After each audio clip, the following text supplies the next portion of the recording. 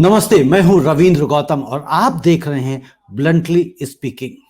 आज जो नौकरियां हैं उसको लेकर जो हमने एक मुहिम चलाई हुई है, यानी कि जो लोग परेशान हैं, यानी कि शिक्षित वर्ग जिसके पास नौकरियां नहीं है, और उसके लिए हम एक मुहिम चला रहे हैं। और ये आज उस मुहिम का 8वां दिन है।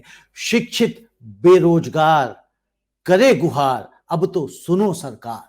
लेकिन सरकार है कि सरकार सुनने का नाम नहीं लेती। एक बड़े आश्चर्यजनक ढंग से हमें डेटा मिल रहे हैं और डेटा निकल के आए, और ये अभी जब लोकसभा में जो सांसद हैं, शिक्षा मंत्री हैं, उन्होंने खुद इस बात को कबूला है कि लाखों पद खाली पड़े हैं। मतलब आप सोचिए, जब हम बात करते हैं कि देश में अच्छी और बेहतर शिक्षा व्यवस्था की, अगर शिक्षा व्यवस्था अच्छी होगी तो कैसे होगी?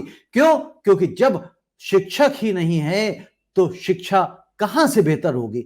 अगर बिना शिक्षकों के दम पे हम ये कहें कि हम शिक्षा व्यवस्था को बेहतर बनाएंगे तो ये कैसे संभव है? ये कैसे पॉसिबल हो पाएगा? यहां तो जो शिक्षक हैं, ऑलरेडी जो शिक्षा दे रहे हैं, उनको तक निकाला जा रहा है। कस्तूरबा गांधी बालिका विद्यालय का जो उत्तर प्रदेश का जो नियम कानून बन के आए हैं, बिल्कुल ही अनोखे आए हैं, बिल्कुल ही अलग आए हैं। जो 14-14 साल से शिक्षक वहां पे काम कर रहे थे, उनको अब कहा जा रहा है कि आप जाइए, छोड़ दीजिए, आपका कॉन्ट्रैक्ट अब हम समाप्त कर रहे हैं। 14 साल! आप सोचिए कि कोई व्यक्ति सरकार में 14 साल से काम कर रहा हो और 14 साल के बाद उसको कहा जाए कि अब आप नौकरी छोड़ दीजिए, अब आपको इसकी जरूरत नहीं है। वो व्यक्ति कहां जाएगा? ना, उसने तो अपनी पूरी जवानी भी खराब कर दी और सरकार अब उसका बुढ़ापा खराब करने पे लगी हुई है।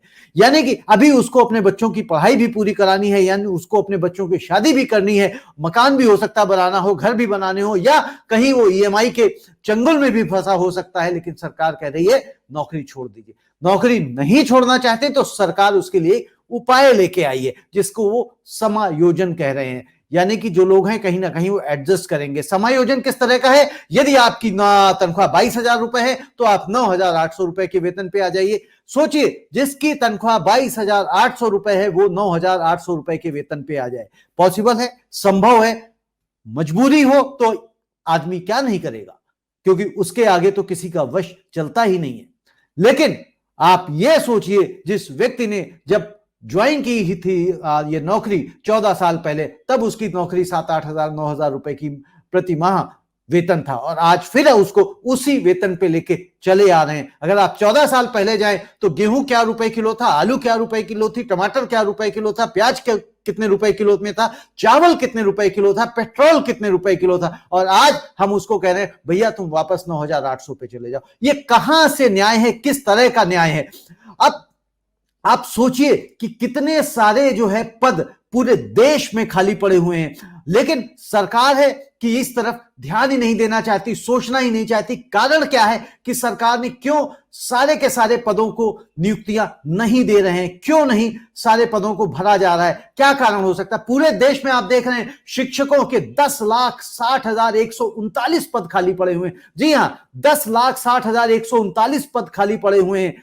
आप सोचिए, जब 10 लाख से भी ज्यादा पूरे देश में शिक्षक कम है, शिक्षकों के पद खाली हैं, तब भी सरकार नहीं दे रही।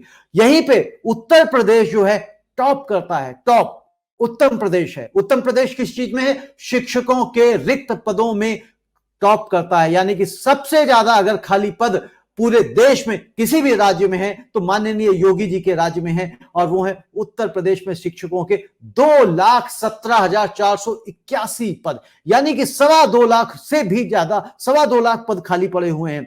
बिहार दूसरे नंबर पे आता है, 2,75,255 पद खाली पड़े हुए हैं। अगर 2,75,255 पद सिर्फ और सिर्फ शिक्षकों के खाली पड़े हैं, तो अगर तेजस्वी ने 10 लाख नौकरियों देने का जो वादा कर दिया था, मैं समझता हूं वो बहुत ही सोच समझ के किया था। यानी कि 10 लाख से भी ना जाने कितने लाख पद खाली पड़े होंगे बिहार सरकार के पास भी।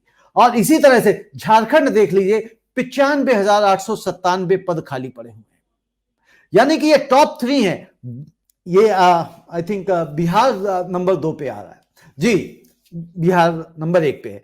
तो जब इस तरह से ये स्थितियां हैं, जब पद इस तरह से खाली हैं, तो कैसे सरकार ये सोच सकती है कि उसका काम चल जाएगा बिना शिक्षकों के? जब तक शिक्षक ही नहीं सामने आएंगे तो क्या सिचुएशन बनेगी?